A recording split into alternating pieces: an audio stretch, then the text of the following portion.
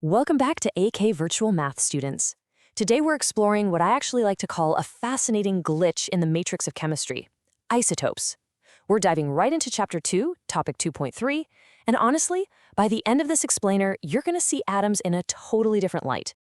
Here's a quick roadmap of what we're tackling today. We've got what are isotopes, decoding symbols, chemical properties, relative atomic mass, some crucial exam practice, and a nice carbon summary to wrap it all up. Perfectly structured for both the core and supplement syllabus, so we're all covered. All right, let's jump straight into Section 1. What are isotopes? Imagine a pair of identical twins heading out for a hike.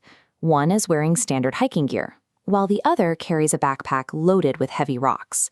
That heavy backpack makes one twin physically heavier and harder to push around, but it doesn't change who they are. They still have the exact same identity, the same personality, and interact with the world in the exact same way. Atoms have twins just like this. Let's look at carbon. Every carbon atom has exactly 6 positive protons in its central nucleus. That is what determines its identity. But if we look closely at 2 different carbon atoms, one might have 6 neutral neutrons inside the nucleus, while its twin has 8. We call atoms of the same element that share the same protons but have different neutrons isotopes. To figure out both the true chemical identity and the physical mass of an atom, we have to look past the element's name and count these specific subatomic particles. Okay, so here's your golden core syllabus definition. Isotopes are different atoms of the same element that have the exact same number of protons but a different number of neutrons. Honestly, the best way to think about them is like different models of the exact same smartphone. They share the same core identity, the same operating system, but maybe one just has a slightly heavier internal battery. They're the same element, just with a little extra weight from those neutrons. A brilliant example of this is hydrogen. You've got protium, deuterium, and tritium. Notice how the number of protons, that crucial little core particle, stays firmly locked at 1. That is what makes it hydrogen. But the neutrons, well, they actually increase from 0 to 1 and then to 2. Same element, completely different weight. Moving on to Section 2, decoding atomic symbols. Let's see how chemists secretly communicate with those tiny floating numbers. Scientists use a standard shorthand to keep track of these particles. Take carbon-12. The number on the bottom is the proton number. It tells you immediately that there are 6 protons, locking in the atom's identity as carbon. It is easy to assume the top number tells you the neutrons, but it doesn't. That top value is the nucleon number. It represents the total count of all the protons and neutrons packed together inside the nucleus. Because we know the total particles and we know the protons, finding the exact neutron count is a simple subtraction problem. You subtract the bottom number from the top number. 12 minus 6 gives us exactly 6 neutrons. This standard notation acts as a complete blueprint. The exact neutron count is always hidden in plain sight, as long as you do the math. Let's apply this to a real-world example using 2 variations of chlorine, chlorine 35 and chlorine 37.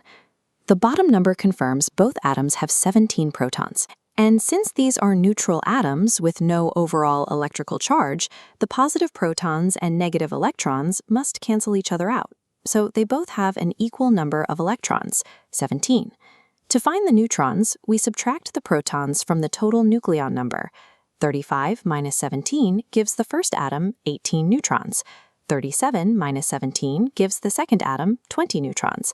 Because they share the same number of protons but have a different number of neutrons, we have definitively proven these 2 atoms are isotopes.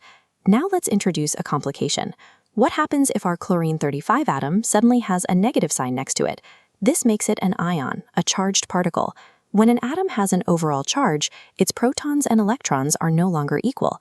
Since electrons carry a negative charge, seeing a minus sign means the atom actually gained 1 negative electron. The electron count jumps to 18. Try applying these rules yourself. Pause the video here and determine the protons, neutrons, and electrons for these 2 examples. Let's check your work. The carbon isotope has 6 protons, 8 neutrons, and 6 electrons. The oxygen ion has 8 protons, 8 neutrons, and because of that 2- charge, it gained 2 extra electrons, bringing its total to 10. So whenever you look at an element symbol, you'll usually see 2 numbers attached to it. The top number, that's the nucleon number. Think of it as the total heavy stuff packed inside the nucleus, so protons plus neutrons. The bottom number, though, is absolutely crucial. That's the proton number, the strict ID tag of the element. If that bottom number ever changes, you're literally dealing with an entirely different element. Now, quick warning here, because this trips up a lot of students. Do not confuse isotopes with ions. An ion, like a chlorine atom with a little minus sign, has gained an electron, which completely changes its electrical charge. But isotope numbers, they only care about the heavy nucleus. Ions are all about electrons, isotopes are all about neutrons. Just keep those two separated in your head. Okay, section 3, chemical properties of isotopes. This is where we cross into the supplement syllabus. The rules are completely consistent. Protons define the element, neutrons dictate the isotope, and electrons determine the charge. This raises an interesting question. If two isotopes of the same element have entirely different masses, why do they react the exact same way in chemical reactions? It comes down to the electrons. Chemical reactions only involve the outer shell of an atom. Since isotopes have the exact same number of protons, they also hold the exact same number of outer electrons. Their chemical behavior is identical, but their physical properties are different. Traits like density and the rate of diffusion rely directly on the total mass of the heavy nucleus inside. This photograph shows how that extra mass works in reality. On the right, an ordinary ice cube floats in a glass of water. On the left, an ice cube made from a heavier hydrogen isotope, called heavy water, sinks to the bottom. The backpack of extra neutrons adds physical mass and weight to the atom, but it leaves the chemical handshake of the outer electrons entirely untouched. Remember these core formulas. Subtract the bottom proton number from the top nucleon number to find your neutrons, and adjust your electrons based on any charge. Isotopes share the same protons, but have different neutrons, leading to identical chemical properties but different physical ones. Just like our identical twins, strapping on a heavier backpack changes how much they weigh, but it never changes who they are. So, naturally, you might be wondering, if isotopes have a completely different mass, do they actually react differently in a chemistry lab? Like, do heavier atoms act sluggish? Do they fizz differently? Well, the answer is a massive no, and here's why. Chemical reactions only care about one thing: electrons. Because isotopes of the same element have the exact same number of electrons, their electronic configuration is identical. And because of that, their chemical properties are identical. So a chemical reaction literally cannot tell the difference between carbon-12 and carbon-14. They behave exactly the same way. But wait, there's a twist. While chemical properties are identical, physical properties can totally change. Check this out. If you make an ice cube out of deuterium, that slightly heavier isotope of hydrogen we talked about, it creates what we call heavy water. And because it's packed with extra neutrons, it's actually denser than normal water. So instead of floating like a regular ice cube, it sinks straight to the bottom. Mind-blowing, right? All right, section 4, calculating relative atomic mass. Time for a little bit of supplement syllabus math. Take a look at the standard periodic table. For elements like carbon and oxygen, you'll see clean whole number masses, 12 and 16. But then we get to chlorine, which has a listed mass of 35.5. How can an atom possess half a neutron? It can't. Protons and neutrons are indivisible whole units. This decimal indicates we're not actually looking at one single atom, but an average of different variations of that element, called isotopes. Imagine we scoop up a random sample of exactly 100 chlorine atoms from nature. We won't find 100 identical atoms. Instead, 75 of them will have a mass of 35, while the remaining 25 are a heavier isotope with a mass of 37. To find the average mass of a chlorine atom, we have to account for these proportions. Because the lighter atoms outnumber the heavier ones 3-to-1, they pull the overall average downward until it settles exactly at 35.5.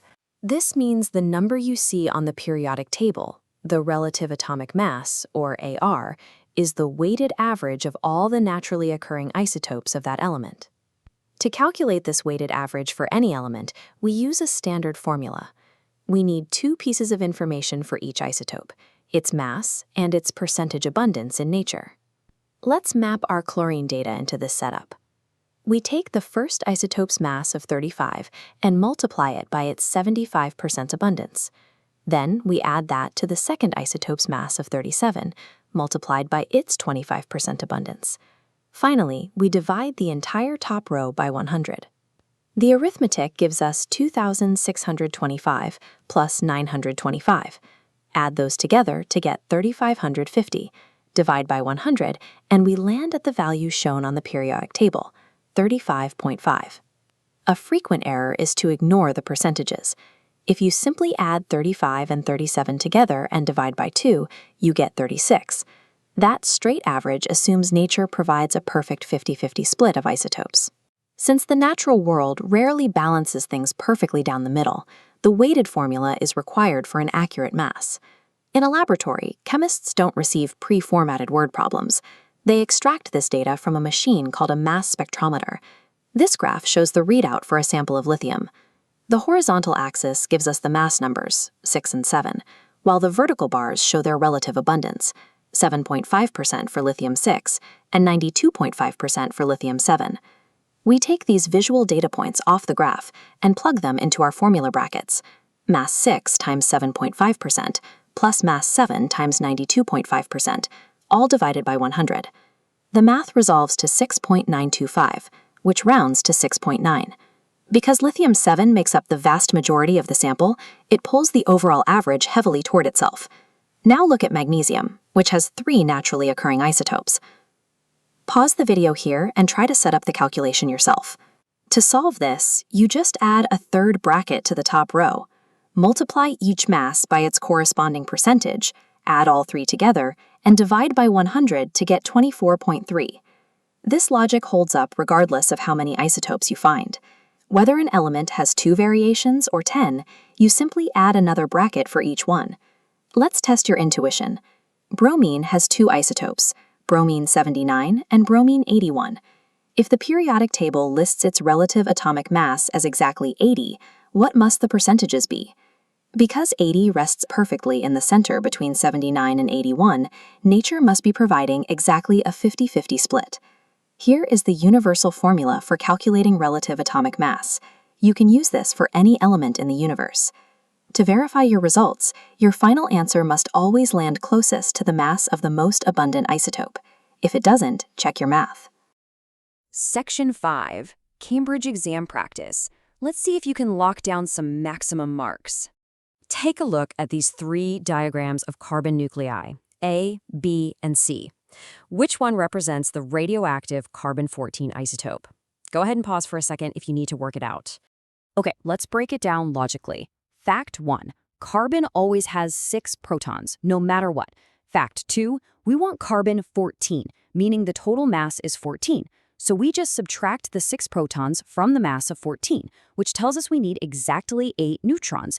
And if you count those particles, diagram B is the only one with 8 neutrons. Boom! Correct answer. Beautiful. Here is challenge number 2, straight from the textbook. What is the exact difference, in terms of subatomic particles, between an atom of chlorine-35 and chlorine-37?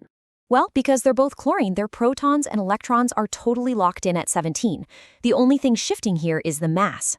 Chlorine-35 has 18 neutrons, and chlorine-37 has 20. Simple subtraction tells us the only difference is those 2 extra neutrons in chlorine-37. Easiest marks you'll ever get. And finally, a classic past paper question. It reads, sodium has only 1 stable isotope, whereas potassium has several. What do you understand by the term isotopes? For 1 mark, how are you phrasing this? To guarantee that mark, the examiner needs to see 3 specific things. You have to state they are atoms of the same element, with the same number of protons, but different numbers of neutrons. Miss any one of those details, you risk losing the mark. Nail all 3, and it's a guaranteed point. And finally, Section 6. Let's wrap this up with a master summary of carbon isotopes. Look at this comparison. Carbon-12, 13, and 14. Notice the pattern? The protons are a constant 6. The electrons are a constant 6. The only thing changing is the neutrons, just stepping up from 6 to 7 to 8. It's the exact same chemical reactivity, just with a slightly different physical weight. And guys, that is the magic of isotopes. So I'll leave you with this final thought. If adding just 1 or 2 completely invisible neutrons can literally make an ice cube sink to the bottom of a glass, what other tiny invisible changes are altering the universe around us right under our noses? Let me know what you think down in the comments. If this explainer helped you out today, please hit that like button, subscribe to AK Virtual Math so you don't miss our next topic, and share this with your classmates. Drop any doubts in the comments, keep questioning the matrix of chemistry, and I will see you in the next one.